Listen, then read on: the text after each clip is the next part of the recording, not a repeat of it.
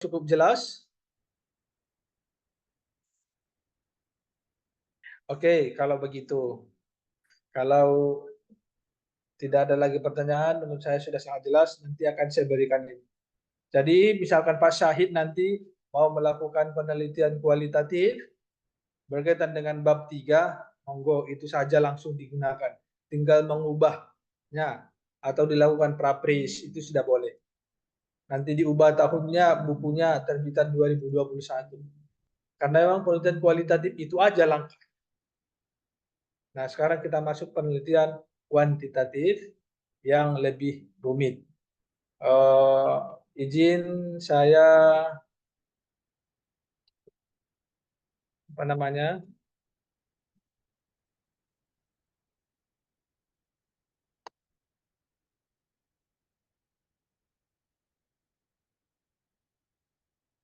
share screen.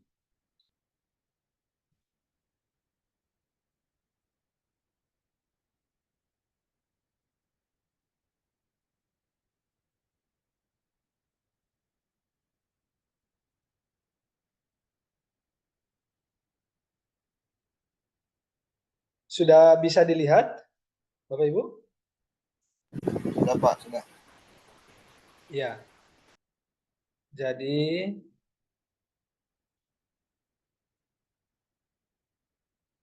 ini Bapak Ibu misalkan ada yang mau beli, karena saya juga harus menyampaikan amanah dari Prof. Sugiono. Nah, jadi kalau ada yang mau beli buku boleh ke saya atau ke Biru Institute terkait dengan terbitan terbaru. Hasil penjualan buku ini Bapak Ibu itu murni untuk pembangunan masjid Prof. Haji Sugiono. Nah, ini harganya paling mahal di sini 175. Kalau kita yang pendidikan ada yang 55.000, ada yang 110, ada yang 100.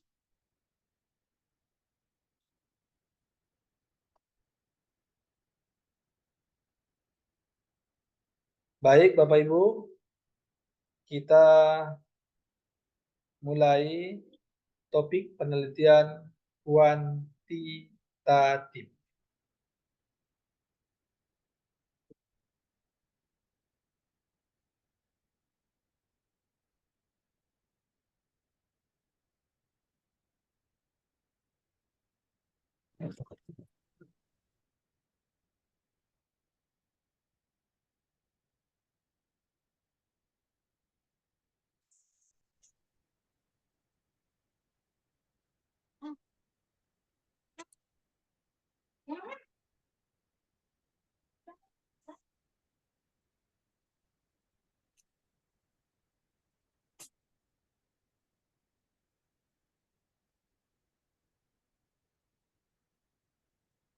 Baik, penelitian kuantitatif.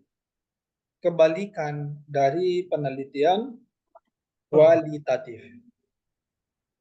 Tujuan penelitian kuantitatif ini Bapak Ibu adalah untuk melakukan pengukuran. Apa yang harus diukur? Pengaruh dari sebuah tindakan yang diberikan. Contoh, Pak Mahmud ngajar di kelas 11 SMK. Memberikan pretest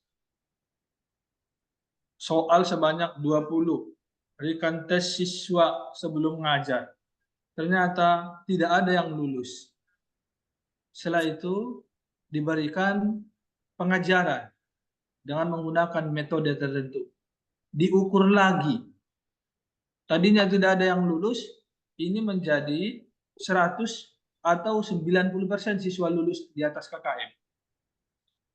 Itu adalah sederhananya penelitian kuantitatif. Mengukur pengaruh dari sebuah tindakan yang diberikan. Kalau kualitatif, menggali fenomena, informasi yang terjadi ataupun yang sudah terjadi di lapangan. Jadi untuk pengukuran itu ada pembuktian hipotesis. Sebelum dilakukan pengukuran, Bapak Ibu, diajukan dulu hipotesis. Misalkan, apakah penerapan model discovery learning dapat mempengaruhi hasil belajar siswa? Itu hipotesis. Jadi jawaban akhirnya nanti berpengaruh, tidak berpengaruh, diterima atau ditolak, accepted atau rejected hipotesisnya. Jadi hipotesis itu adalah pertanyaan yang kita ajukan. Contohnya, apakah penerapan metode pembelajaran kolaboratif dapat meningkatkan kemampuan berpikir siswa? Itu adalah sebuah hipotesis. Selanjutnya, hipotesis itu kan jawaban sementara. Bahwa model pembelajaran kolaboratif itu adalah dapat mempengaruhi hasil belajar siswa. Mengapa kita bisa menjelaskan itu sebagai hipotesis? Karena penelitian yang sudah dilakukan oleh orang lain. Itulah dasar kita menetapkan suatu hipotesis. Hipotesis itu adalah jawaban sementara. Jawaban sementara. Bahwa pembelajaran kolaboratif itu dapat meningkatkan kemampuan berpikir siswa. Ini contohnya ya Bapak Ibu ya. Kenapa kita bisa mengklaim itu? Karena teori yang sudah ada. Maka nanti ada pentingnya kajian teori. Berikutnya, hasil penelitian yang sudah ada.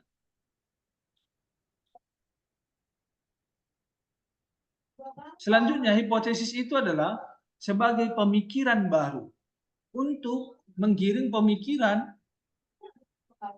orang per orang terhadap kondisi yang akan terjadi.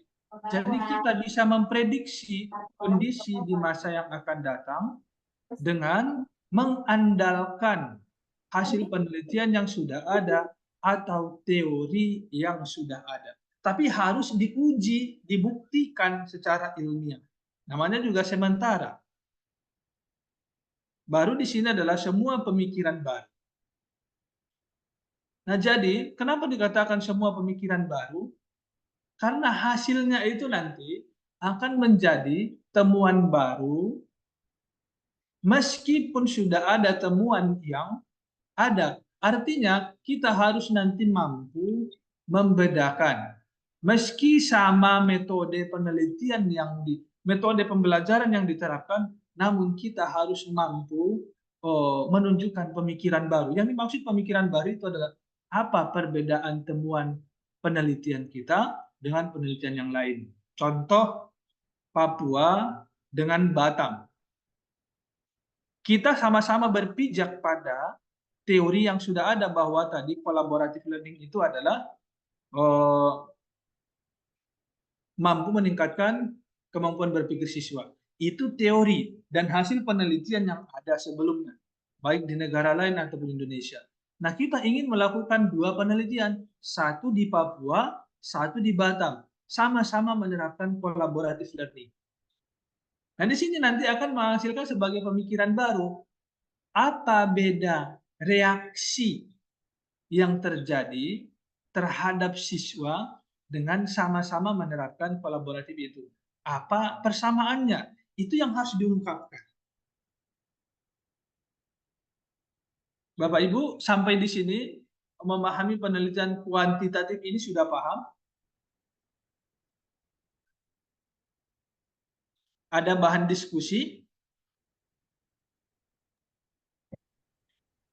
Oke, saya bertanya Pak dosen. Ya. Jadi metode kuantitatif itu sebenarnya metode analisisnya itu berupa tolak ukurnya tentang mengukur sesuatu ya, mengukur sesuatu. Misalnya eh, di di masyarakat kita lah, di masyarakat kita cenderung cenderung antusias ya apa antusias masyarakat kita itu terhadap hal-hal yang berbau Korea misalnya. Kalau kita melihat sekilas saja di lapangan, eh, ternyata animo masyarakat itu sangat tinggi. Nah, ketika kita ingin mengetahui antusias atau animo masyarakat tadi mengenai ketertarikan mereka yang berbau Korea, itu kan kita harus bertanya satu-satu tuh, baik Iya, lewat kenalan kita maupun lewat media sosial. Nah, kalau misalnya di bagian kuantitatif itu di apanya? Atau di ukuran seberapa banyaknya atau dari surveinya itu? iya. Kalau itu masuk di surveinya, Pak. Oh, Iya, di surveinya. disurvei. Itu Iya, masuk penelitian apa itu? Apa kuantitatif. kuantitatif ya? Jadi kuantitatif ini kan ada dua jenisnya. Satu, penelitian eksperimen, baru penelitian survei. Jadi nanti Oh, kita melihat pengaruh apa mempengaruhi. Contohnya, pengaruh oh, moderasi beragama apa? terhadap toleransi beragama di Kota Batam. Berarti itu masuk pada pengaruhnya. Itu nanti diuji secara statistik, correlation. Nah, seperti itu. Kalau kuantitatifnya. Contoh, Pak Ustadz Syahid misalkan ngajar di kelas 9 SMP, pelajaran tajwid.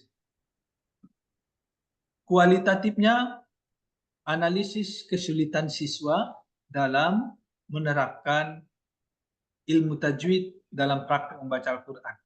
Jadi Pak Ustadz menjelaskan, menuliskan, mendeskripsikan Hmm, kesulitannya. Nah, kalau kuantitatifnya, penerapan model pembelajaran demonstratif untuk meningkatkan pemahaman siswa terhadap materi tajwid. Nah, jadi sangat hmm, sangat berbeda antara kuantitatif. Kalau kuantitatif dia mengukur peningkatan sebelum diberikan dan sesudah diberikan. Makanya selalu identik dengan pre-test dan post-test. hmm, Kalau hmm, eksperimen, kalau survei, dia sangat setuju, skala Likert, setuju, kurang setuju, tidak setuju. hmm. Nah, seperti itu. Apakah kira-kira sudah menjawab, Pak Ustadz? Ya, ya, Baik. oke. Ada bahan diskusi, Pak Wan?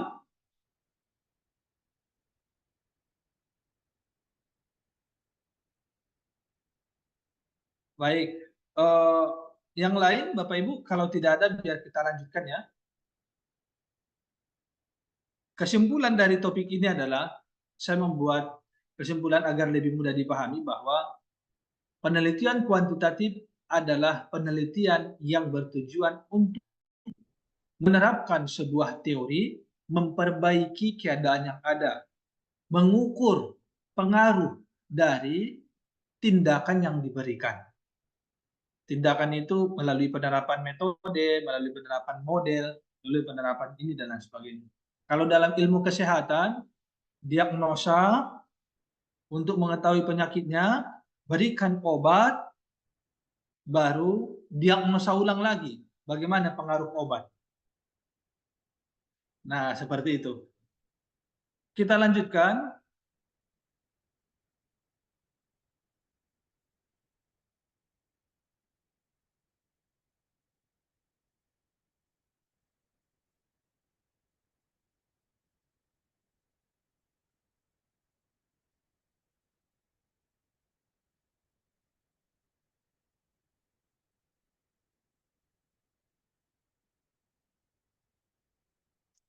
Baik, Bapak Ibu.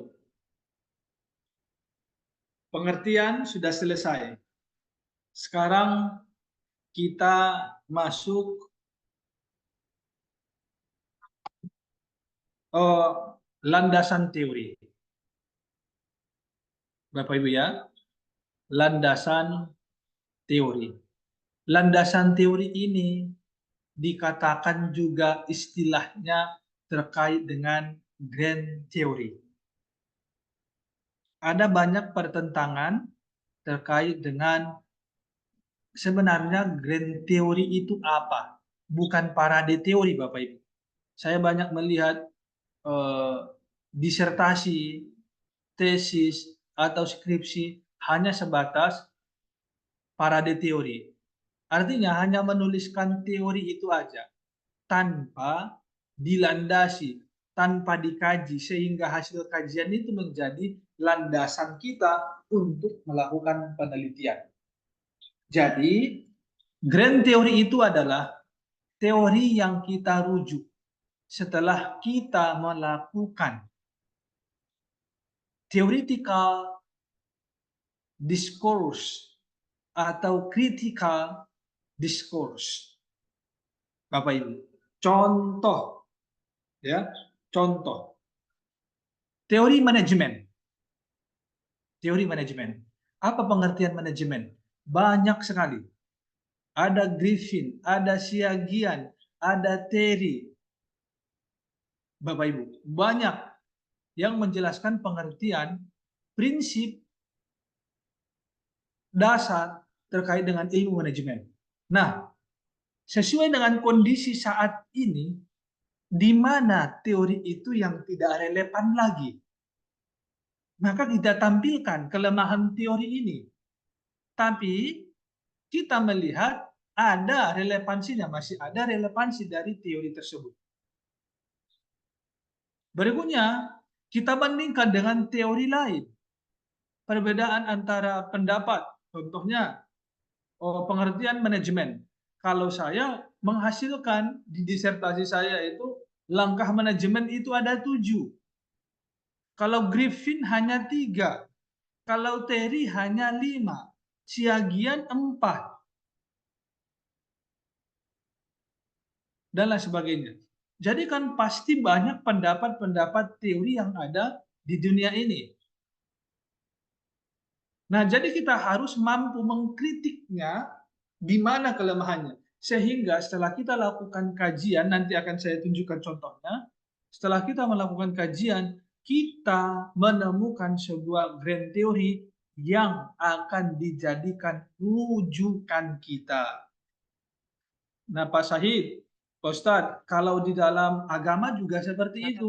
Ada Ya, pendapat betul. Hambali, Ya, banyak ada banyak. pendapat ini, ada Ya, pendapat ini. Nah, kita lihat konteks di mana kita ya, penelitian dan di mana yang sesuai begitu.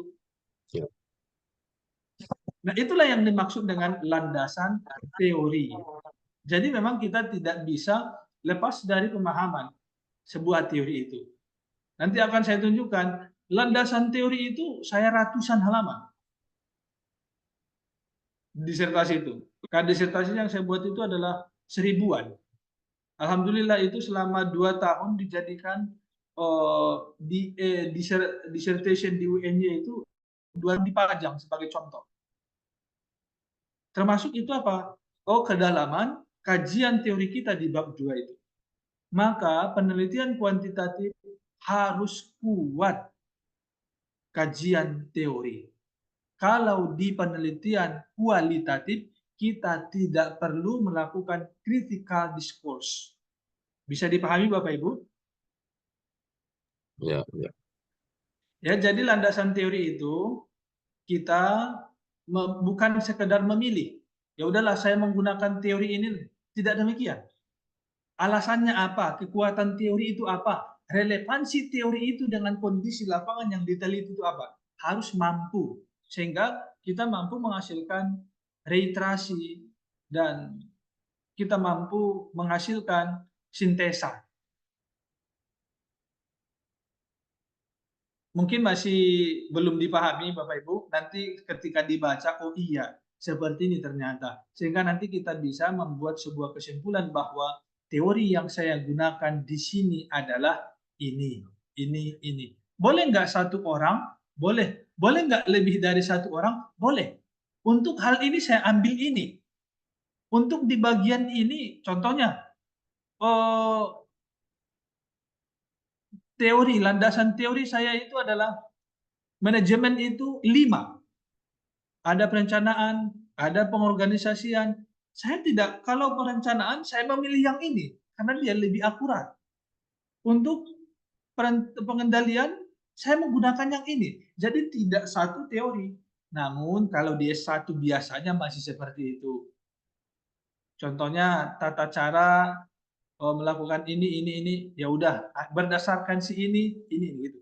Jadi kalau udah di S2 tidak seperti itu lagi. Dia harus lebih dalam terkait dengan landasan teori itu. Landasan teori melahirkan sebuah rumusan hipotesis. Tadi hipotesis itu HA itu diterima, HO ditolak. Contoh tadi, penerapan model pembelajaran collaborative learning untuk meningkatkan critical thinking siswa. Jadi teorinya apa? Teori siapa yang kita gunakan? Apa kolaboratif? Langkah-langkah kolaboratif, kekuatan dari model ajar ini apa? Teorinya siapa? Itulah landasan. Dan berdasarkan teori itu dan hasil penelitian, kita buatlah rumusan hipotesis. HA, penerapan model pembelajaran collaborative learning mampu meningkatkan kemampuan berpikir siswa. Berarti kalau itu HA nanti diterima. Kalau HO ditolak, artinya penerapan model pembelajaran kolaboratif tidak dapat meningkatkan kemampuan berpikir siswa. Berarti HO. Jadi rumusan hipotesis itu adalah HA diterima, HO diterima. Seperti itu. Rumusan hipotesis ini kalau dia diterima atas dasar apa? Landasan teori yang ada, itu jaminannya, dan landasan teori juga sebagai prediktor, memprediksi kondisi yang akan datang. Dan hasil-hasil penelitian terdahulu. Baik, sampai di sini bisa dipahami rekan-rekan? Ada bahan diskusi sebelum kita lanjut?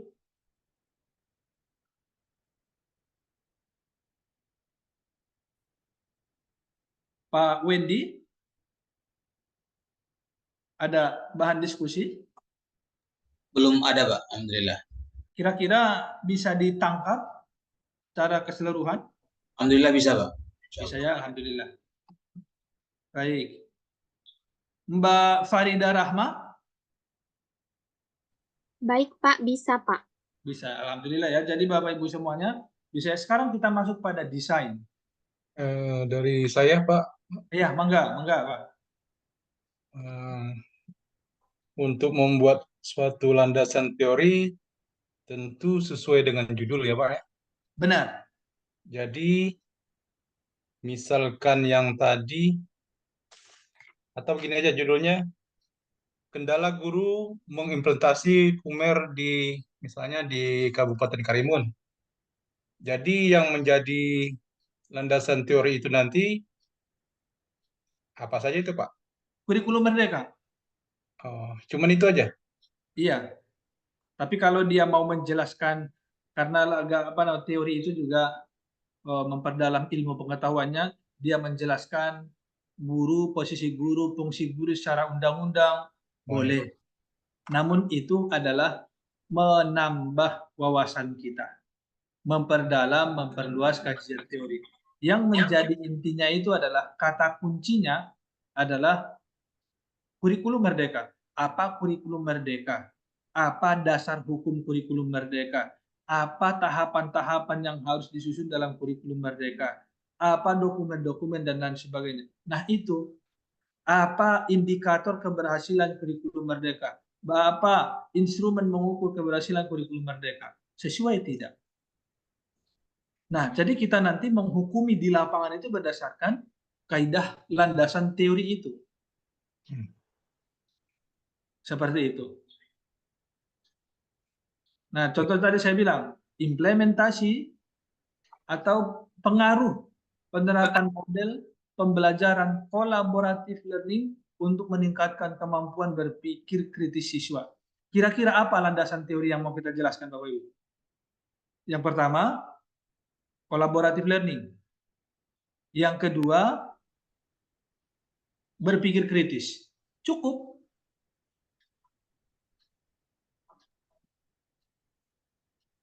Nah, jadi kata penerapan nggak usah dijelaskan. Pembelajaran nggak usah, langsung saja pembelajaran kolaboratif. Kalau mau dibuat juga monggo. Tapi kalau di artikel itu tidak boleh. Tapi kalau di tesis boleh-boleh saja. Namun nanti itu tidak dinilai. Yang dinilai ya sesuai dengan kata kunci. Oke, kita sekarang mempelajari kata kunci dulu. Penerapan metode sinektik untuk meningkatkan kemampuan menulis dosen di Indonesia. Kira-kira apa kata kunci yang harus dikaji teorinya? Metode sinetik dan menulis. Iya, dan menulis. Kemampuan menulis. Perlu nggak diuraikan dosen? Ya nggak perlu. Ngapain gitu? Tapi kalau di disertasi, di tesis boleh. Namun tidak harus mendalam. Hanya mendeskripsikan dosen itu apa sih? Tugas dosen secara undang-undang apa? Fungsinya apa? Bla bla bla. Dosen yang waras seperti apa? Dosen yang nggak waras seperti apa? Contoh misalkan. Bisa seperti itu. Nah, itulah Bapak Ibu yang harus kita kuasai sehingga berdasarkan landasan teori muncullah sebuah rumusan hipotesis. Rumusan hipotesis itu HA, HO. Kalau HA, penerapan model pembelajaran discovery learning dapat mempengaruhi hasil belajar. Kalau HO, penerapan model pembelajaran collaborative learning tidak dapat, nah jadi beda tidak aja. Itu kalau rumusan hipotesis. Diingat ya, ini rekan-rekannya ada HA, ada HO. Nanti akan kita berikan contoh. Baik, kita lanjutkan. Sekarang masuk pada desain penelitian. Pertama ada populasi, ada sampel. Bapak Ibu ya, populasi jumlah keseluruhan. Sampel subjek yang mewakili populasi. Contoh, saya mengatakan seperti ini. Penerapan model pembelajaran kolaboratif learning untuk meningkatkan kemampuan berpikir siswa di SMK Negeri 1 Papua. Contoh. Populasinya yang mana? Seluruh siswa SMK Negeri 1 itu populasi. Sampelnya yang mana? Di kelas mana Bapak Ibu melakukan penelitian?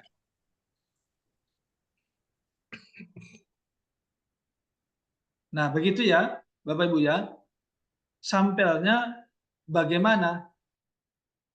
Yaitu yang dipilih 2 kelas atau 1 kelas terkait dengan jenis eksperimen yang akan dilakukan nanti. Itu nanti akan Bapak Ibu pahami. Selanjutnya, apa yang harus dilakukan? Pengembangan instrumen dan pengujian instrumen. Instrumen ini soal, Bapak Ibu.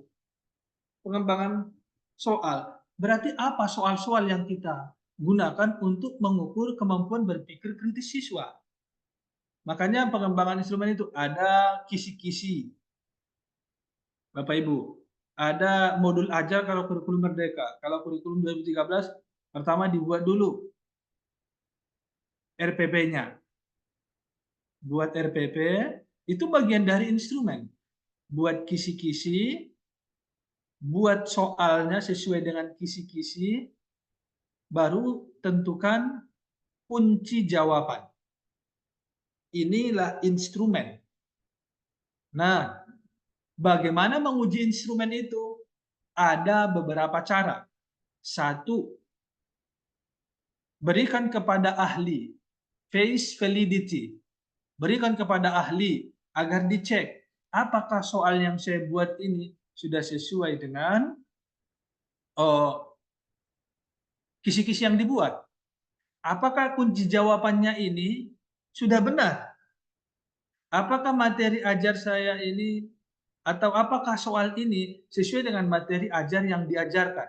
Itu kalau face validity. Ada content validity, ada construct validity. Nah, bisa kita lakukan secara statistik. Uji normalitas, itu besok akan kita kaji. Uji validitas soal, uji reliability soal, uji homogenitas soal. Instrumen itu. Namun yang menjadi wajib itu adalah uji validitas, yang valid saja baru diuji ke normalitas. Jangan diujikan soal yang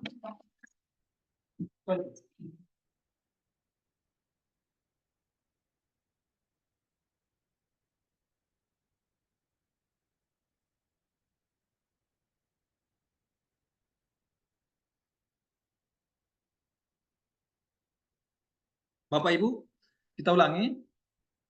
Contoh, Pak Hamzah menulis soal 40 dari 4 KD. 10 1 KD, 10 1 KD. Sudah dibuat RPP, itu langkah pertama ya Bapak Ibu ya. Buat RPP, buat kisi-kisi soal, buat kunci jawaban soal.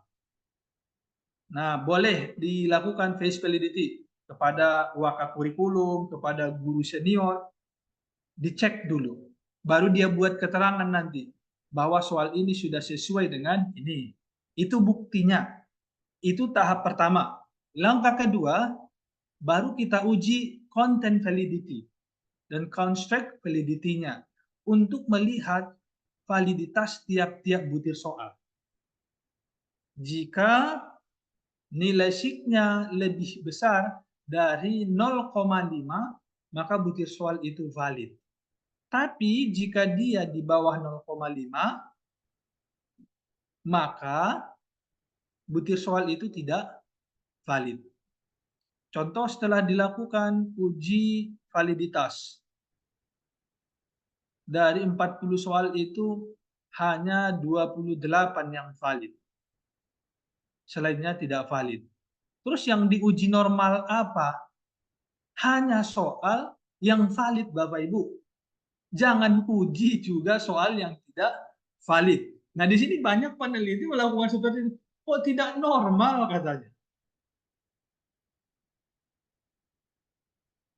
Jadi perlu itu dipahami dalam uji instrumen ini.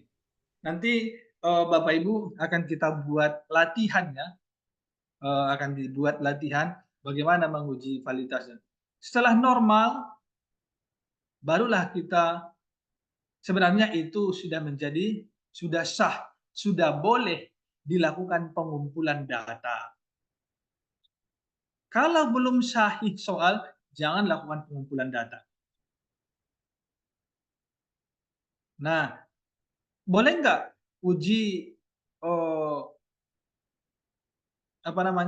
homogenitas dilakukan? Boleh, tapi itu bukan menjadi syarat dipakai atau tidaknya instrumen itu. Kalau tidak juga homogen tidak apa-apa. Yang menjadi syarat itu adalah valid dan normal atau reliable. Jadi ada 4. Uji validitas, uji reliabilitas, uji normalitas, dan uji homogenitas. Bisa ya Bapak Ibu ya dipahami ya. Ini pemahaman dulu ya. Nanti akan kita masuk pada praktiknya.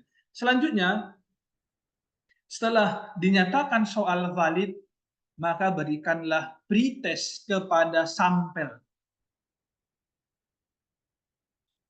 Bapak Ibu, berikan pretest kepada sampel yang kita tetapkan.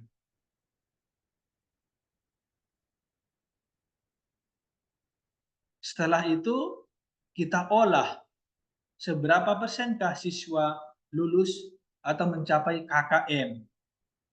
Nah, baru diberikan, ini masih di tahap pengumpulan data Bapak Ibu.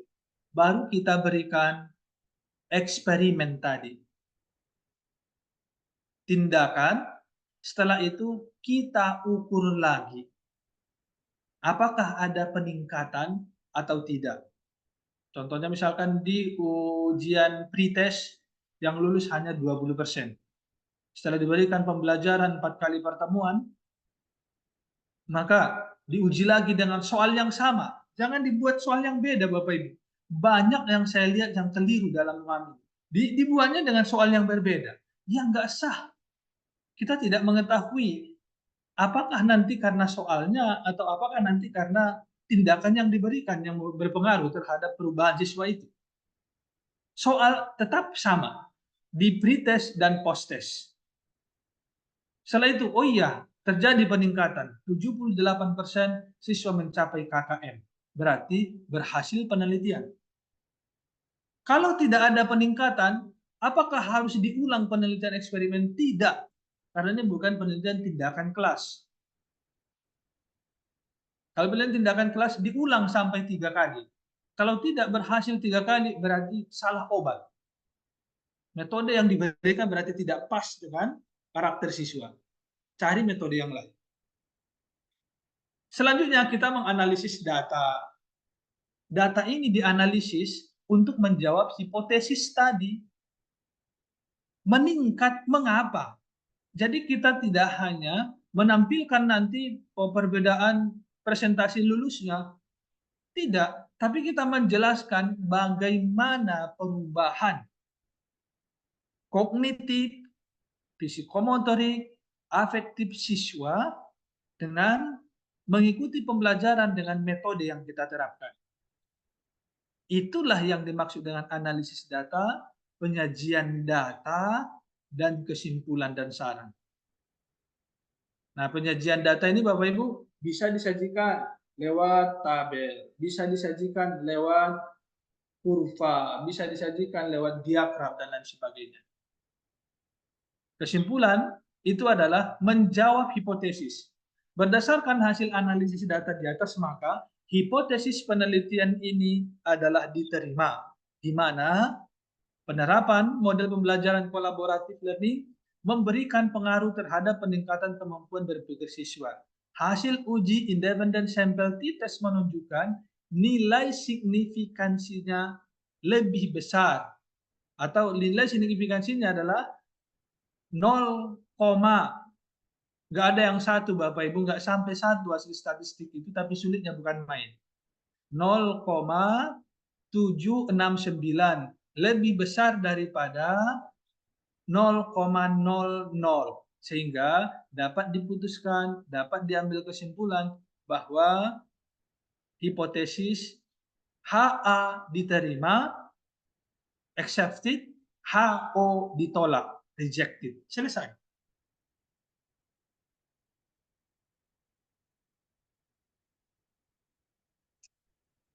Baik, Bapak Ibu, monggo ada bahan diskusi.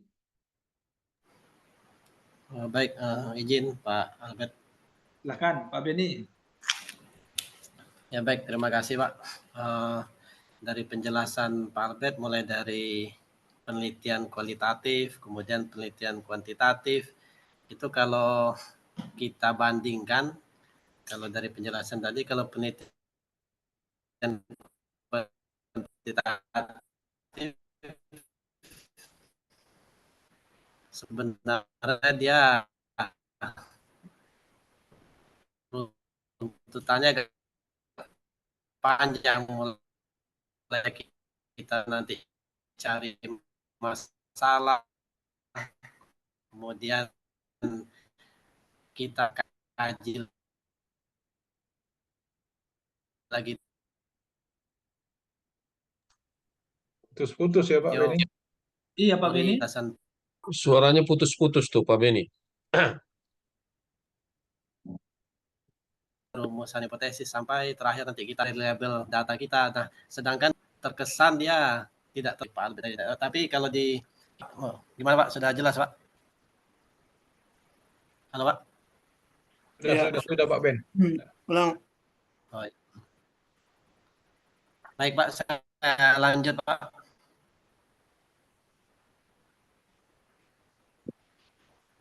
Gimana Pak Beni?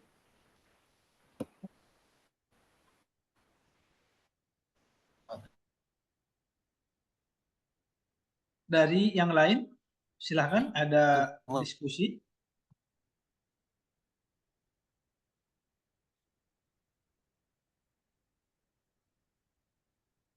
Dari saya Pak. Di lapangan.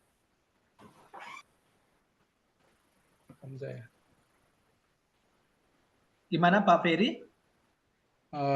Kalau dari 40 soal tadi, kan ada 20 misalnya yang valid. Itu kalau dia mewakili, apakah boleh digunakan semua atau tidak itu Pak soalnya? Atau ngulang kembali atau gimana? Maksudnya gimana? Pertanyaannya? Misalnya kita kan buat soal tadi 40. Yang 40. validnya cuma berapa tadi? Misalnya 30. Kan ada Ya. 10 yang nggak valid itu. Apakah kita ulang kembali tetap 40 atau kita gunakan datanya dari soal itu dari yang 30 itu aja, yang valid aja? Oke, baik. Pertanyaan yang sangat bagus ya. Dan ini memang sering dialami oleh peneliti di lapangan. Itu tergantung pada seberapa soal yang akan dibuat dengan catatan soal yang digunakan ini sudah mengakomodasi seluruh materi. Kalau misalkan dibutuhkan 40, maka harus ditambah soal. Dibuat lagi yang baru diuji validitasnya. Nah, bisa seperti itu. Makanya ada saran, kalau kita mau butuh Bentar Pak, 40, yang berarti yang di gimana Pak Ferry? berarti yang 10 itu aja kita uji kembali atau ke 40 lagi atau gimana? Nah, kalau yang 10 tadi yang tidak valid berarti itu tidak boleh dipakai. Tapi kalau kita mau menggunakan 40 berarti kita membuat soal lagi. Baru dilakukan cara yang sama divalidasi selanjutnya. Kalau kita membuat 40, tapi kalau misalkan kita hanya 20 soal, ya sudah ambil 20 yang tertinggi nilai validitasnya. Nah, jadi tekniknya kalau kita ingin membuat soal 40, maka yang dikembangkan itu sebaiknya 60. 60 dan jangan sampai nanti satu siswanya itu terlalu jauh lebih sedikit daripada jumlah soal. Itu juga kadang-kadang berpengaruh. Udah paham Pak, dari kasih kata kunci tadi. Nah, jadi kalau mau 20, kembangkan 40, seperti itu. Jangan mau 20 soal, 20 dibuat. Ya, nanti pasti banyak yang nggak valid gitu. Terima kasih Pak. Ya, sama-sama Pak Ferry. Yang lain, monggo, silakan Bapak Ibu.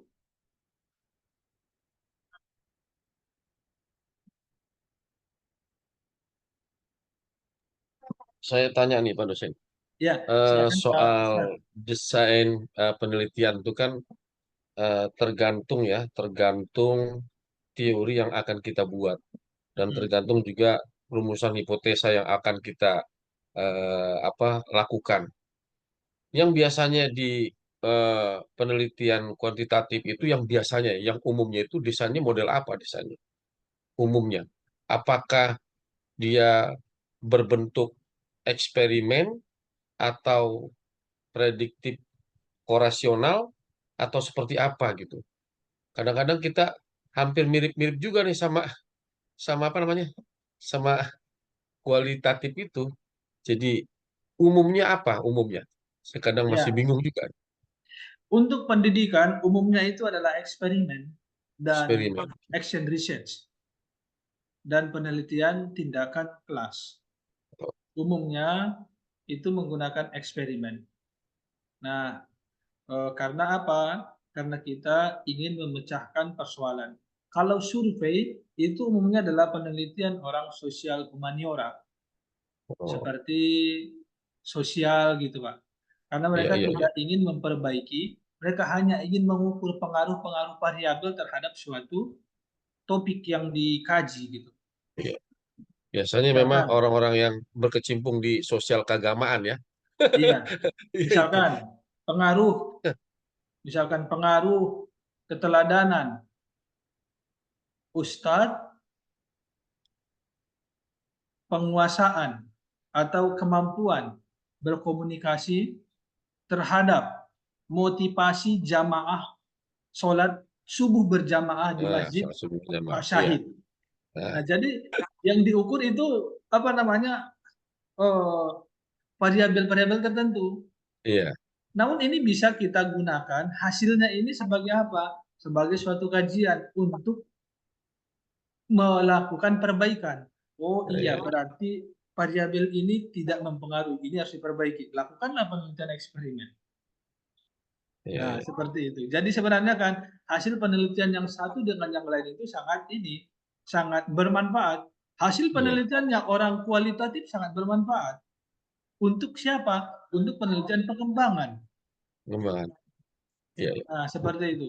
Hasil penelitian orang survei itu sangat penting. Untuk siapa? Penelitian eksperimen. Agar dia menguji dan menerapkan itu.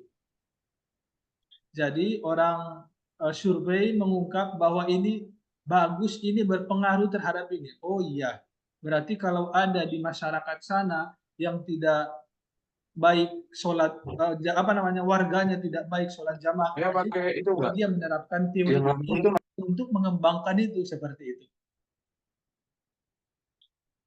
Nah, itulah dijadikan hasil survei itu nanti menjadi apa? Menjadi landasan teori ya, untuk ya. memprediksi kondisi yang akan terjadi di masa lampau. Atau misalkan pengaruh kedisiplinan guru. Satu, kepemimpinan guru. Dua, penampilan guru terhadap minat siswa masuk sekolah di Pulau Natuna. Jadi gitu kan. Jadi apa iya berpengaruh ya penampilan, kalau guru-gurunya itu berpenampilan baik, ternyata mempengaruhi siswa itu lebih rajin masuk gitu. Karena Iya, kadang-kadang ada gurunya agak rapi. Kalau seperti Pak B-nya masuk di kelas pasti siswa akan senang, rapi. Dulu iya, Pak Bedi, besti saya dulu waktu kami di Riau. Satu kamar kami dulu dengan Pak Bedi. Masya Allah. Waktu kami ngajar di Provinsi Riau, jadi ternyata kami ketemu di sini. Ya memang Pak Beni selalu rapi. Kalau Pak Beni masuk pasti siswa-siswa lagi yang cewek-cewek pasti senang masuk gitu. Jadi kita ukur dulu itu. Apakah lepas gitu ya Pak Beni ya. Ya jadi itu kita tidak apa namanya, kita tidak berusaha mengubah keadaan itu. Kalau survei Pak, kita hanya iya, iya.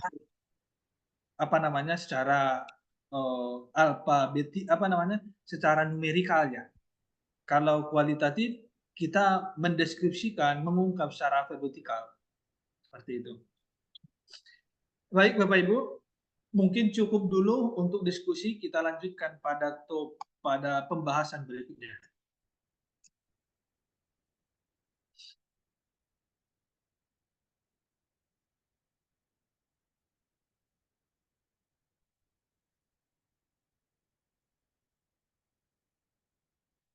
Baik Bapak Ibu.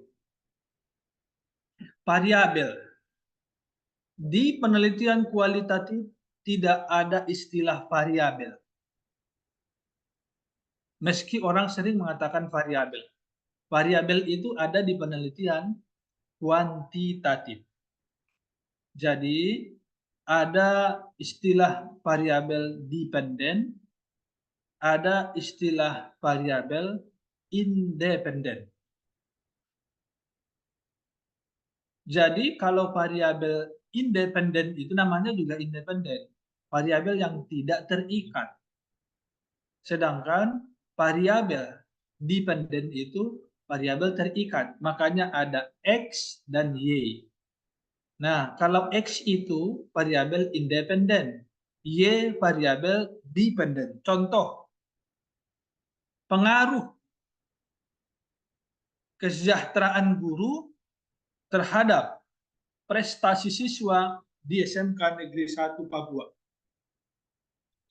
Pengaruh kesejahteraan guru terhadap prestasi siswa di SMK Negeri 1 Papua. Yang mana Bapak Ibu variabel independennya? Yang mana dependennya?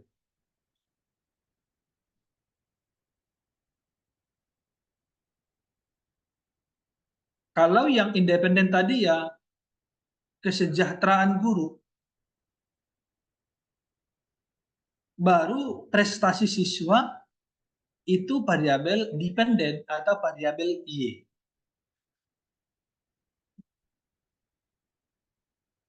Nah, kalau lebih dari 3 variabel, contoh, tapi kita nggak usah membahas itu dulu ya, tapi sekedar mengetahui. Contoh, pengaruh kesejahteraan guru, koma, rasa kekeluargaan guru, koma, kepemimpinan guru terhadap prestasi siswa di SMK Negeri 1. Berarti kan ada 4 variabel.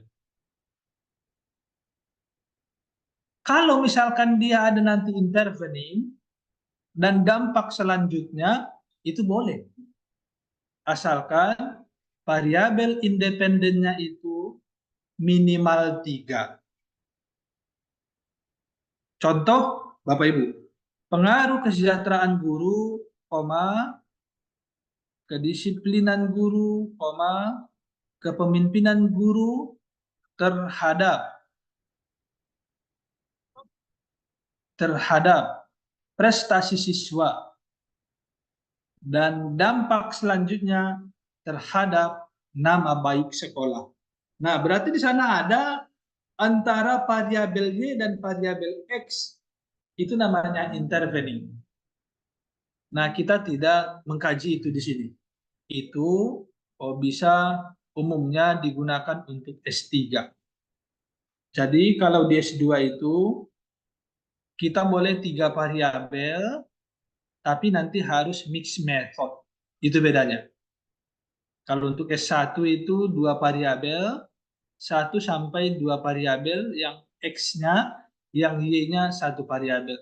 Yang untuk S2 boleh 3 variabel, baru 1 variabel Y, jadi 4 variabel, idealnya 5 variabel.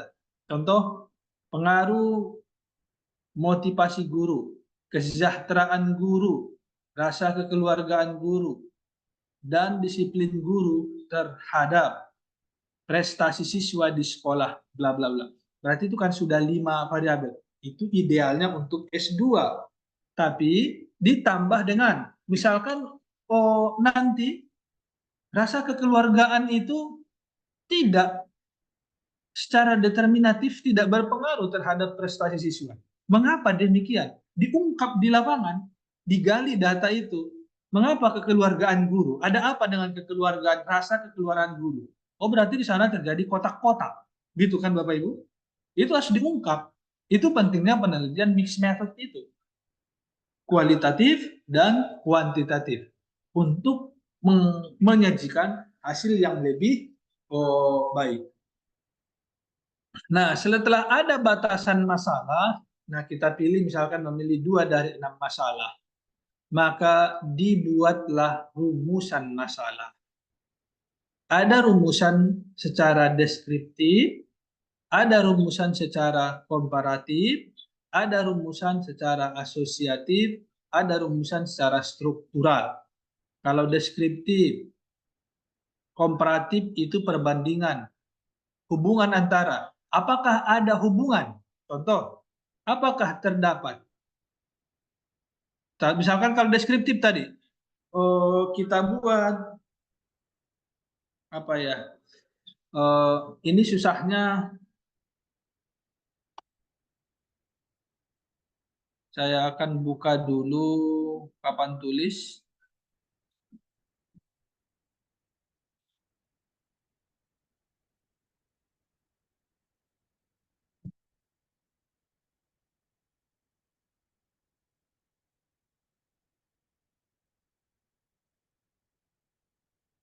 Mana ya? Papan tulis. Sebentar ya. Ibu ya. Teks.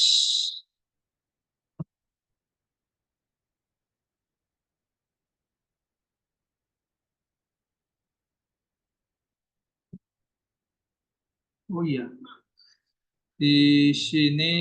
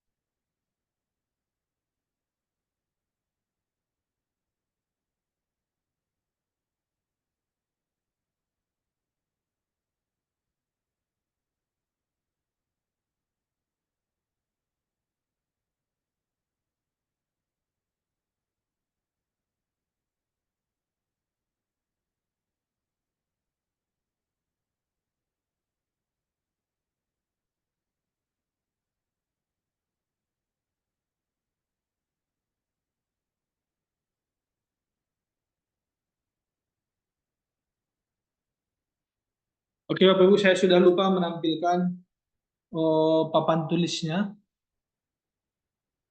Ada yang bisa membantu? Dari mana? Itu Kita- Pak Albert, di menu whiteboard itu. Whiteboard, Pak.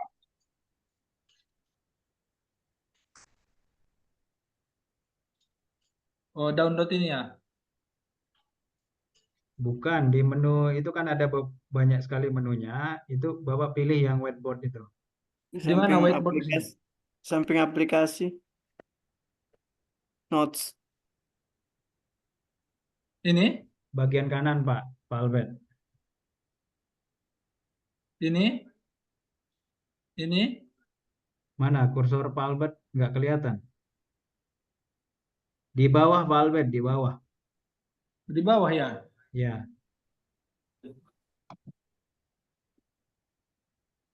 Yes. bawah Pak Albert, di bawah. Itu kursornya Pak Albert masih di atas itu. Ke bawah nggak ada. Ke bawah itu tidak. Sharing screen-nya di off-in dulu, Pak. Oh ya.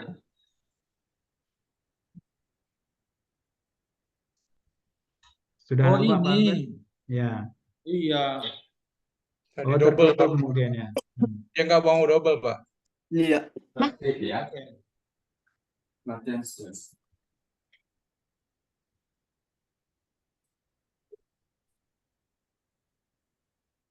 Tadi sudah sampai di mana ya? Saya sudah lupa apa yang kita bicarakan tadi. Variabel terikat dan variabel tidak terikat. Iya.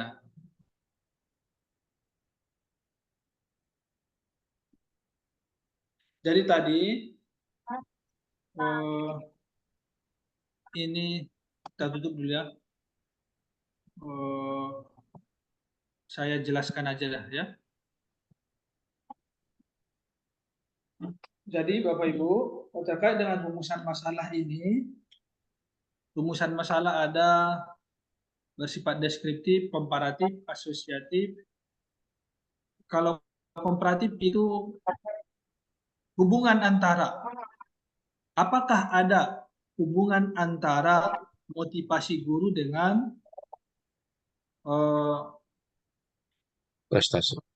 prestasi. Kalau deskriptif itu, apakah motivasi guru mempengaruhi prestasi siswa? Itu deskriptif. Kalau komparatif tadi, apakah ada hubungan? Sedangkan kalau asosiatif itu, apakah secara hubungan itu saling mempengaruhi gitu? Itu kalau asosiatif. Contohnya kan tadi prestasi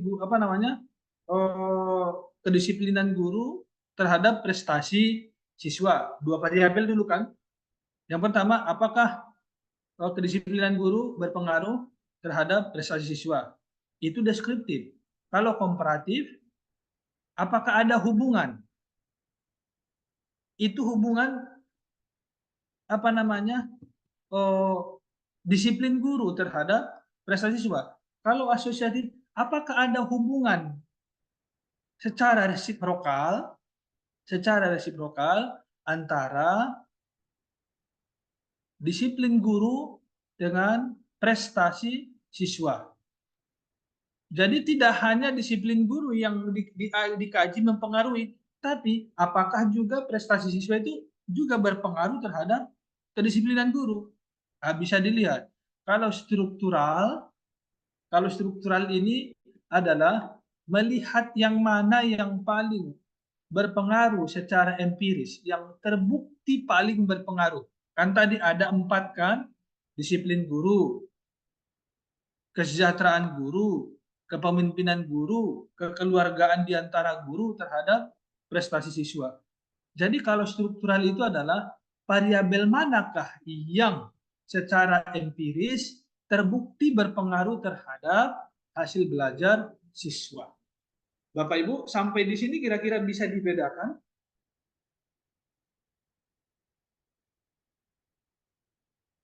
Makanya tadi harus pakai papan tulis ya. Sampai sini ada. Saya tanya dulu Pak dosen.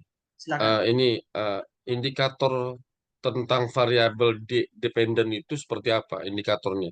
Kita bisa tahu bahwa variabel dependen itu seperti apa gitu. Kita ciri-ciri variabel dependen itu seperti apa? Jadi sebelum ke deskriptif tadi ya, karena saya masih bingung juga. Oke. Itu. Baik, ini pertanyaan dari Pak Syahid sangat bagus. Apakah ciri-ciri dependen dan independen? Tidak ada, Pak, ciri-cirinya. Di mana mereka yang dijadikan posisi variabel Y. Itu kalau secara struktur judul. Kalau judul ya, Pak. Contohnya apakah kita boleh misalkan pengaruh prestasi siswa terhadap kedisiplinan guru. Boleh nggak? Boleh. Pengaruh kedisiplinan guru terhadap prestasi siswa. Boleh nggak? Boleh.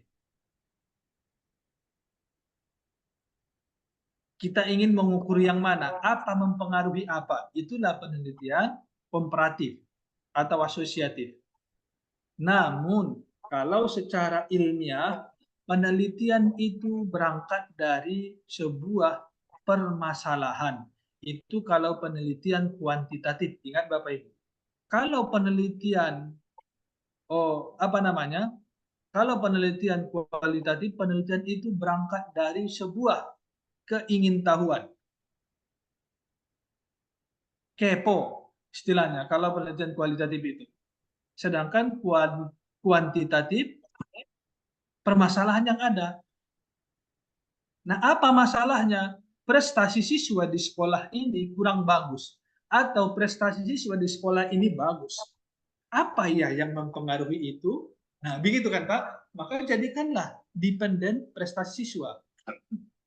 Contoh, SMK Negeri 1 Batang. Ini kan sangat dikenal brandingnya kan Pak? Iya. Nah, jadi oh iya ya SMK Negeri 1 itu terkenal loh kualitasnya. Berarti fokus pada kualitas. Apa sih yang mempengaruhi SMK Negeri 1 berkualitas internasional? Nah, kita coba membaca literatur. Oh iya ya penelitian di sana bahwa yang mempengaruhi kualitas sekolah itu adalah dari kompetensi gurunya, loyalitas gurunya, kesejahteraan gurunya, kepiawaian kepala sekolahnya. Ini akan kita uji, apakah ini benar-benar berpengaruh di SMK 1 terhadap nama baik atau mutu sekolah itu. Seperti itu tata cara menetapkan variabel dependen dan independen. Kalau penelitian pengembangan berangkat dari sebuah potensi dan masalah. Itu ya Pak ya?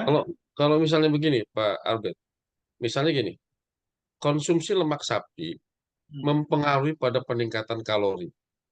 Tapi kalau kita pahami kalimat tersebut kan, sebenarnya maksud orang mengkonsumsi lemak sapi itu bisa meningkatkan kadar kalori di tubuh. Ini kan kalau kita lihat ya, variabel dependen yang di sini nih, ini kalimatnya sepertinya apakah termasuk variabel dependen atau independen? Kan sebenarnya kalori meningkatkan konsumsi lemak sapi. Saya ulang lagi. Konsumsi lemak sapi itu kan mempengaruhi ada peningkatan kalori. Misalnya, kalimat lemak sapi mempengaruhi pada peningkatan kalori, itu kan kalau kita lihat maksud kalimat di atas itu, semakin kita banyak mengkonsumsi lemak sapi, semakin meningkat kadar kalori di tubuh kita. Ya kan? Iya. Nah, yang saya bingung itu, ini kalimat kayak gini, apakah masuk dependen atau independen? Nah, itu bukan dependen independen Pak, tapi itu hasil. Oh, hasilnya. Itu yang sudah menjadi sebuah kenyataan yang tidak perlu diuji Pak. Oh, gitu ya. Iya. Oh, gitu. Berarti Iya. dependen tuh sebenarnya kalimat yang apa ya? Yang berangkat Yang dari apa namanya? persoalan gitu Pak. Jadi Iya. independen dan dipendenkan pada dasarnya apa mempengaruhi apa sebenarnya penelitian Iya. ini, survei ini atau penelitian eksperimen ini. Jadi dia tadi seperti yang saya jelaskan, untuk menetapkan dependen itu yang pertama ya berdasarkan struktur judul dari penelitian. Di mana yang berposisi sebagai Y, di mana yang berposisi sebagai X. Contoh, pengaruh kedisiplinan guru terhadap nama baik atau branded SMK 1. Berarti di sana independen adalah yang mempengaruhi dependen. Iya. Seperti itu. Kira-kira bisa ditangkap maksudnya, Pak Ustadz? Oke. Ya. Jadi kalau memang itu apa namanya yang sudah umum ya nggak usah dibahas lagi gitu ya. Iya, nggak usah dibahas lagi. Contohnya apa namanya berpuasa dapat meningkatkan kesehatan gitu. Atau apa namanya keberkahan dan sebagainya. Itu sesuatu yang sudah mutlak nggak perlu kita ukur lagi. Dapat berkah ya. Lagi gitu kan. Iya. Berarti itu independen ya. Iya. Nah, itu saya yang bingungnya tuh ngukurnya itu loh. Ngukurnya itu variabel apa namanya masalah dependen independennya itu kan pasti ada keterkaitan dengan masalah yang akan kita hadapi kan? Iya. Nah, berarti kalau yang independen itu tidak harus ya. Berarti dependen ini karena saya masih bingung loh betul. Saya masih bingung. Apa Ya, nanti karena bisa biasanya ketahuannya di yang dari sastra agama itu kan sangat jarang penelitian kuantitatif kan. iya, Umumnya itu iya, adalah penelitian kualitatif semuanya. iya, Jadi Pak kepustakaan Suki, banyak iya betul. iya, saya bisa membaca apa namanya, membaca pola pikir Pak Ustadz. Memang orang sastra kan memang tidak terbiasa dengan kuantitatif statistik dan lain Iya, sebagainya. Cocoknya Pak Ustadz memang di yang pertama itu, yang kualitatif itu tadi.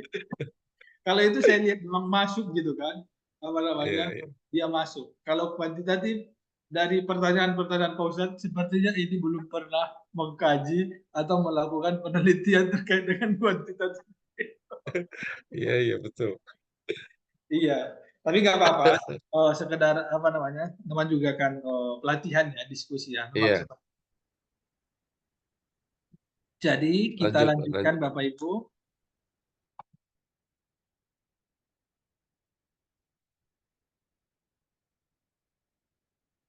Ya,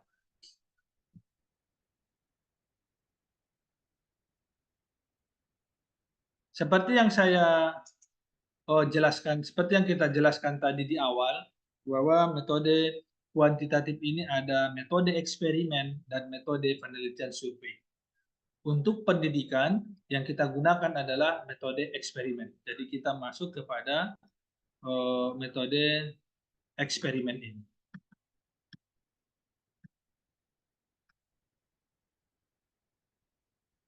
Ya, Bapak Ibu. Metode eksperimen, kalau survei nggak usah kita bahas ya. Kalau metode eksperimen ini dilakukan dengan baik dan benar, pasti dia berpengaruh. Itu adalah dasar pertama, sehingga kita bisa melakukan prediksi. Kenapa? Karena berdasarkan penelitian yang sebelumnya. Namun, kita perlu mengetahui jenis-jenis eksperimen. Penelitian eksperimen ada pre-eksperimental, ada true eksperimental, ada factorial eksperimental, dan quasi eksperimental. Jadi kita lihat penjelasannya. Kalau yang pre-eksperimental,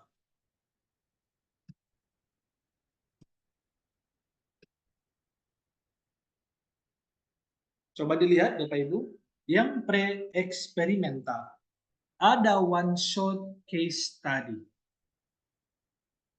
Jadi kita melakukan penelitian tanpa membandingkan hasil belajar siswa. Bisa ya Bapak Ibu ya di ini apa namanya dipahami.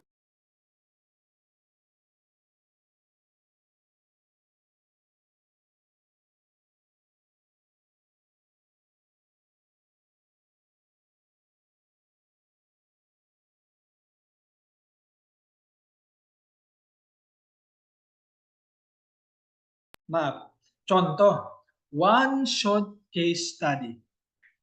Misalkan Pak Ustadz Syahid ngajar di kelas 9.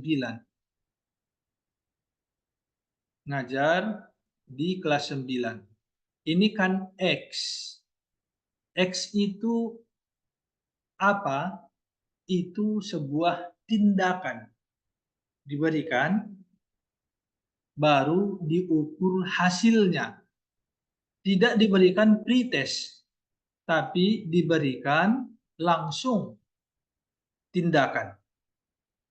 Ya mungkin ini sangat umum ya. Umumnya seperti itu kita lakukan.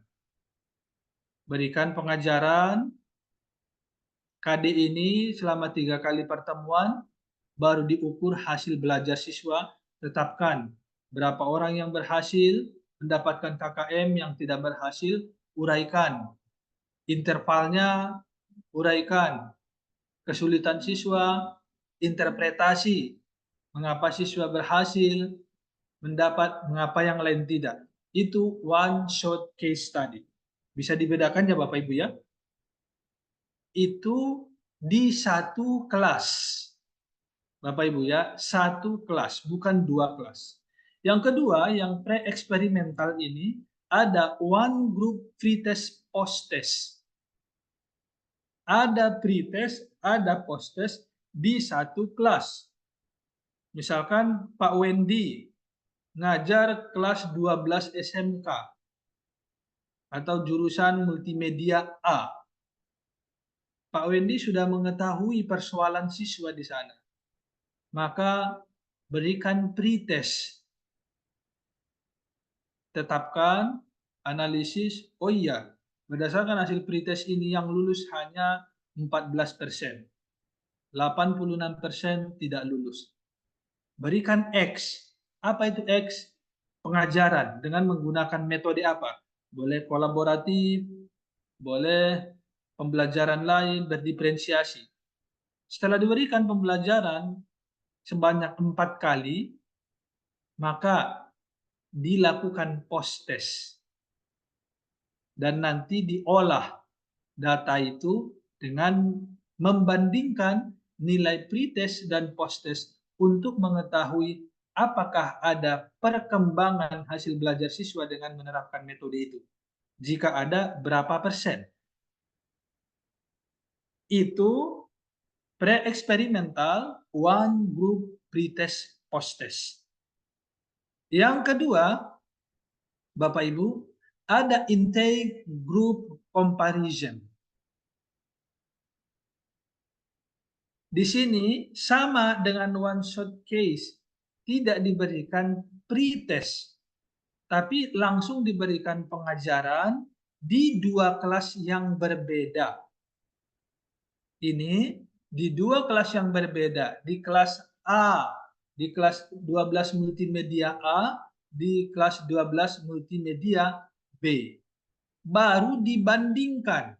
Contohnya, berapa persen yang lulus di A, berapa persen yang lulus di B, mana yang lebih tinggi. Atau secara interval, berapa persen siswa yang mendapatkan nilai sangat baik di A, berapa persen yang mendapatkan nilai sangat baik di B. Baik, cukup, yang tidak lulus, itu dibandingkan dan diolah data itu. Itu penelitian intake group comparison. Ini masuk pada pre-eksperimental. Kira-kira apakah bisa dipahami ini? Saya Bapak Ibu ya, nanti akan saya bagi PowerPoint-nya ini. Tapi dengan catatan, tolong berjanji tidak diberikan ke siapapun PPT ini. Karena ini PPT-nya Prof. Sugiono. Siapa? Lanjut.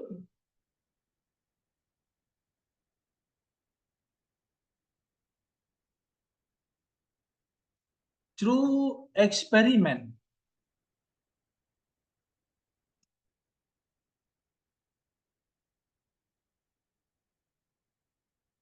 True experiment, Bapak Ibu.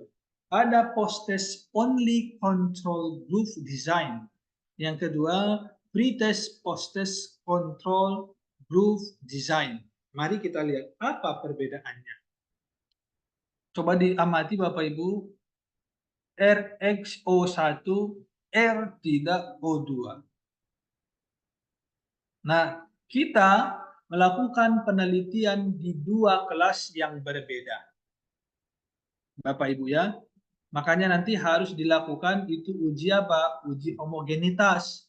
Agar kita ketahui apakah kemampuan awal di 2 kelas ini sama atau berbeda. Harus dipastikan sama. Kalau berbeda berarti bukan metode itu yang berpengaruh. Memang dia kepintaran siswa itu gitu teh. Nah, jadi di sini R, X, 01, R, baru 02. Di kelas pertama diberikan metode pelajaran. Contohnya di kelas 1A diberikan kolaboratif. Di kelas B-nya diberikan konvensional. Setelah itu diberikan post-test. Ingat Bapak Ibu, di sini tidak ada pretest. baru kita tentukan hasilnya, apakah berbeda atau tidak, berapa persen yang lulus, berapa persen yang mendapatkan nilai sangat baik, cukup, dan lain sebagainya. Selanjutnya, kalau di pretest post-test control group design, sama-sama diberikan pretest Bapak Ibu.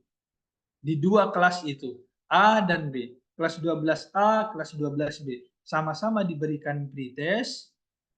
Berikutnya, dikaji dulu Bapak Ibu. Hasil pretest ini harus dikaji. Apakah nanti boleh penelitian dilakukan di sini atau tidak? Kalau memang ternyata di kelas A jauh lebih unggul dari hasil pretestnya dengan kelas B, maka tolong jangan bandingkan mereka. Maka pilihlah antara B dan C. Karena kenapa? Mungkin di A itu sudah pintar. Artinya nanti kita salah melegitimasi bahwa model itu yang berpengaruh. Ternyata tidak. Ternyata itu dari siswanya sendiri. Nah, dilakukan pretest dulu, baru diuji normalitasnya, berdistribusi normalkah data, homogenkah data penelitian, subjek penelitian ini, yang dua kelompok ini. Setelah itu, di kelas A-nya diberikan perlakuan, di kelas yang satu tidak diberikan perlakuan, baru sama-sama diberikan post-test. Nanti, inilah, kalau yang di atas, kalau yang pre-eksperimen, kita menggunakan Pirate sample t-test, mengolah data nanti untuk mencari nilai t-test itu. Sedangkan di true experiment kita harus menggunakan independent sample t-test. Kenapa? Karena kita membandingkan hasil belajar dari dua kelas. Jadi jangan nanti dibandingkan antara nilai pretest dan post-test masing-masing kelas, bukan itu yang dibandingkan. Yang dibandingkan adalah independent sample t-test statistiknya antara nilai post-test di grup A dengan nilai post-test di grup B. Gimana Bapak Ibu? Apakah bisa ditangkap dari maksud ini? Semoga ya, karena waktu kita sudah ini, biar saya lanjut. Ya, ini tadi yang saya jelaskan ya. Di sini factorial,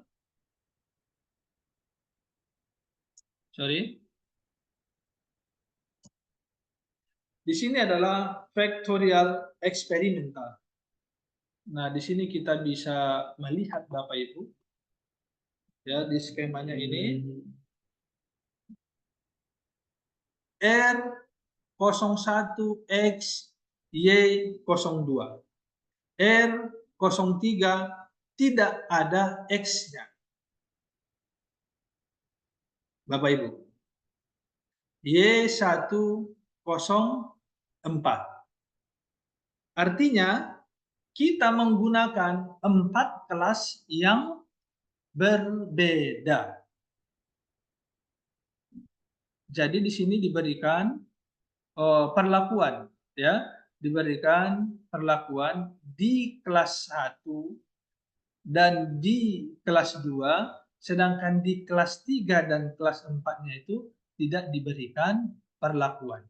Tapi masing-masing nanti diberikan post-test. Bapak Ibu.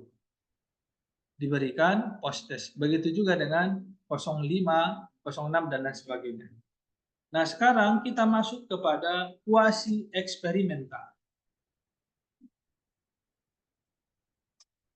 Nah, kuasi eksperimental ini ada time series.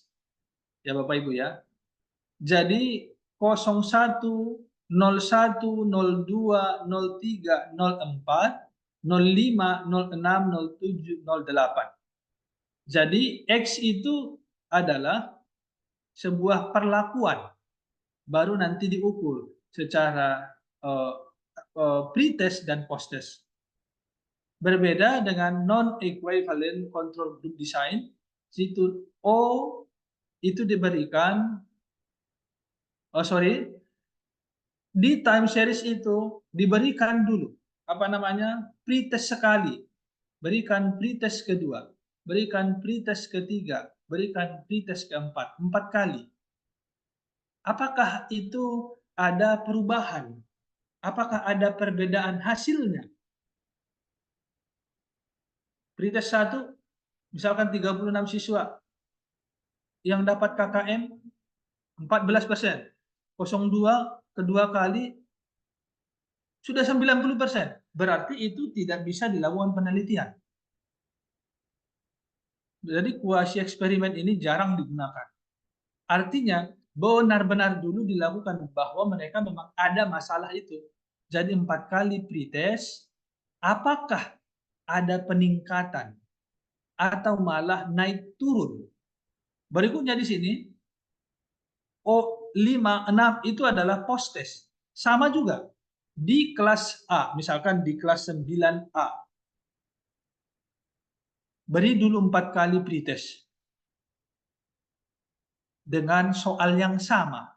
Bapak Ibu ya, dengan soal yang sama, apakah ada perbedaan yang signifikan? Apa jauh perbedaannya? Nah, berarti kalau sama 1, 2, 3, 4 sama hasilnya, berarti ada masalah. Berikutnya, setelah diberikan pengajaran 4 kali, berikan ujian. Tapi jangan diberitahu Bapak Ibu ya. Hasilnya misalkan begini. Berikan post test 1. Koreksi. Berikan hasilnya. Ini. Nggak bisa. Harus diberikan, harus disembunyikan. Nilai ujian pertama, ujian kedua dengan soal yang sama, ujian ketiga dengan soal yang sama, ujian keempat dengan soal yang sama. Kira-kira apakah sama hasil siswa itu? Nah, ini time series. Ini penelitian yang luar biasa ya. Ini benar-benar penelitian eksperimen.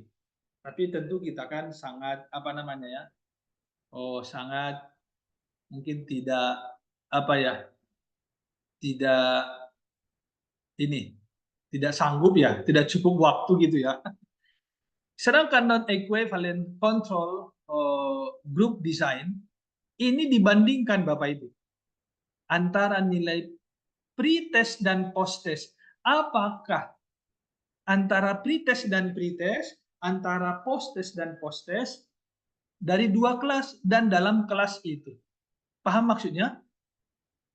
Contohnya ini di kelas pertama yang di atas O1 X O2.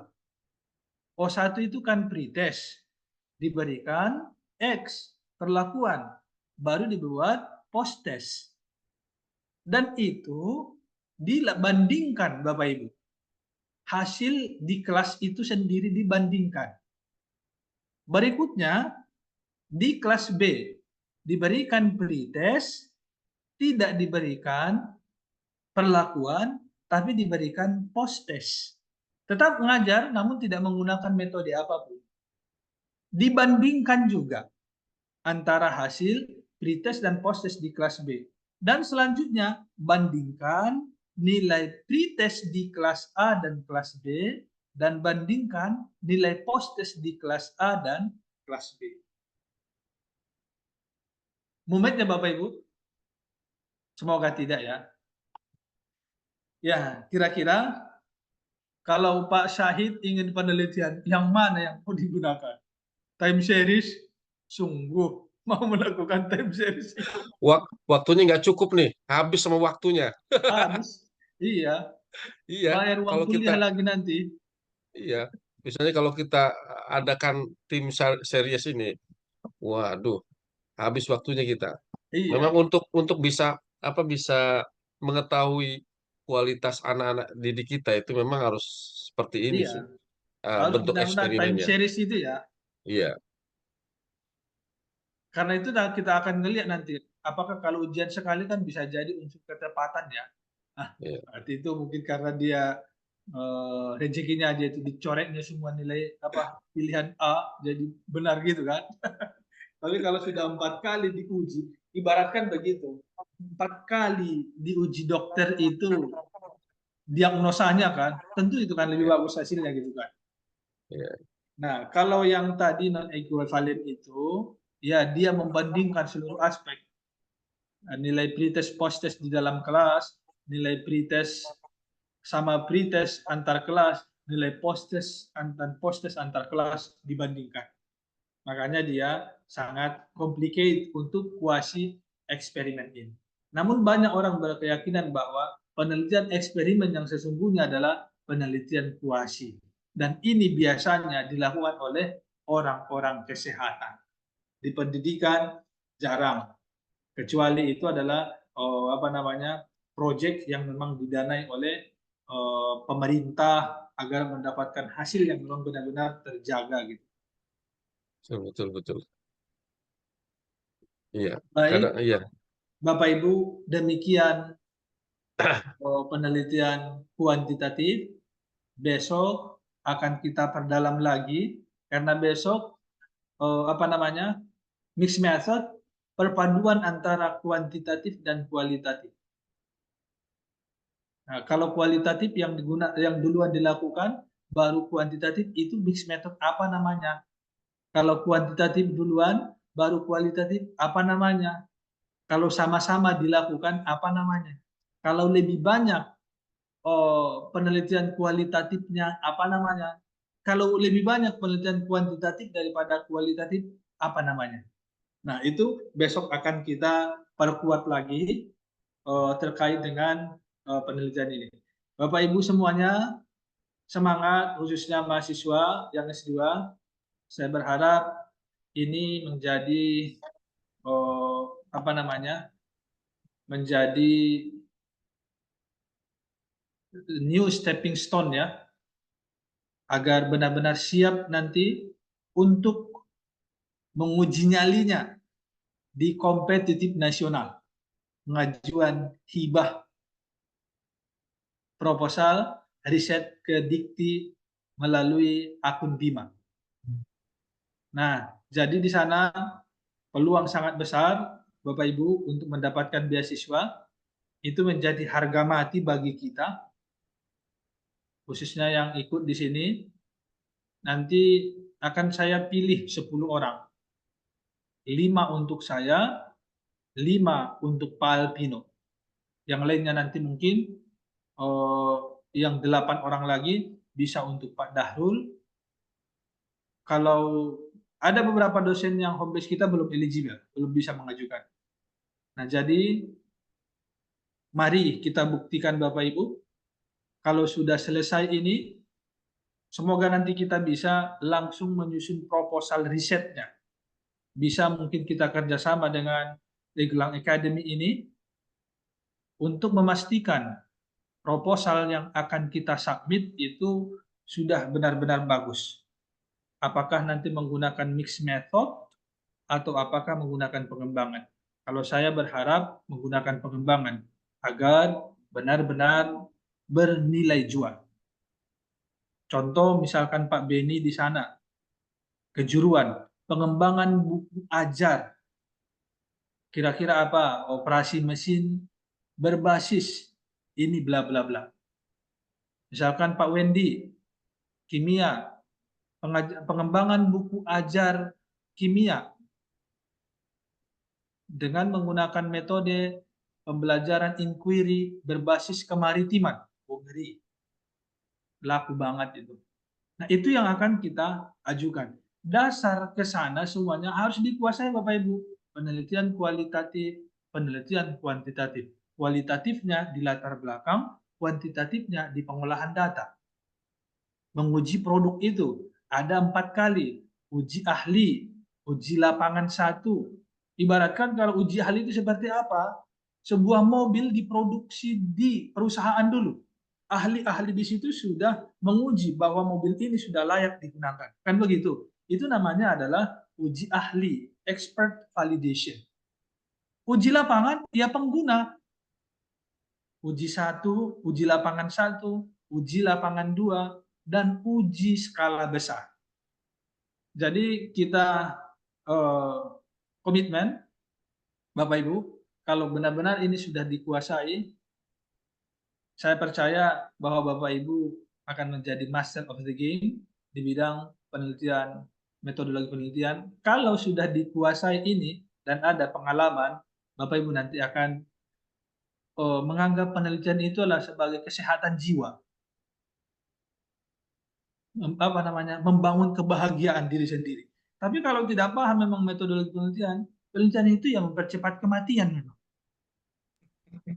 Karena mau diapain ya? Data ini mau digimanain? Yang terjadi apa? Pusing, stres, asam lambung naik, otak bergeser. Kalau tidak paham metodologi penelitian ini. Otak bergeser. Baik, demikian dulu Bapak Ibu, tetap semangat, sampai jumpa besok, dan tetap semangat jaga kesehatan. Pak Herman, demikian yang bisa saya sampaikan, mohon maaf atas kekurangan, kalau saya sampai subuh pun ini tahan, tapi karena besok mau aktivitas lagi, takut teler pingsan besok di tempat kerja, kalau nggak tidur, lepas pula nanti semuanya Pak. Pak Albert, kalau bisa yang kemarin PPT-nya itu di-share ke grup aja. Oke, nanti semuanya di satu drive ya, Bapak Ibu satu ya. drive itu? Oke, Ya, oke. semua contoh, semua PPT, dengan perjanjian kita bahwa tidak dibenarkan untuk membagikan PPT ini kepada siapapun. Bahkan untuk istri sendiri pun tidak boleh. Ini ya Bapak Ibu ya. Baik, Pak. Baik, Pak. Bagi sekedar rekan kerja, untuk istri, untuk suami Bapak Ibu saja, untuk teman sekelas itu nggak boleh. Iya, Pak. Kalau nggak boleh ya Bapak Ibu ya. Wajib berarti hukumnya ya, Pak. Iya. Terus soal buku Pak Albert, saya nanti mungkin pesan lah tuh. Cuman kan saya belum tahu tadi buku-bukunya itu loh, buku-bukunya. Iya, Pak, saya juga mau pesan itu. Iya, nanti yang share aja di grup. Iya, gitu Pak Albert, kalau bisa. Iya, Kapan ke nanti Jogjanya yang nanti mengambil bisa. Iya, satu buku yang sudah di sana, penelitian kualitatif, kuantitatif, mixed method, sama pengembangan. Itu yang 150-an. Tapi itu sudah semua, daripada kita Semua, ya. beli kualitatif 55. Iya, betul. Betul, Pak. Satu buku aja sekaligus. Iya, nanti saya bulan Agustus tanggal 3 ke Yogyakarta. Ya ini juga panggilan dari Prof. Sugiono, karena konferensi di UNJ sudah di Japri, alumni. Nah, jadi kalau udah ngomong dia begitu, kita harus ke sana. Jadi nanti saya minta tanda tangan sama beliau. Syukur-syukur nanti saya bisa membawa beliau ke Batam agar kita ketemu. Luar biasa beliau Bapak Ibu. Tiap hari, tiap malam selalu diingatkan ke kita agar sholat tahajud.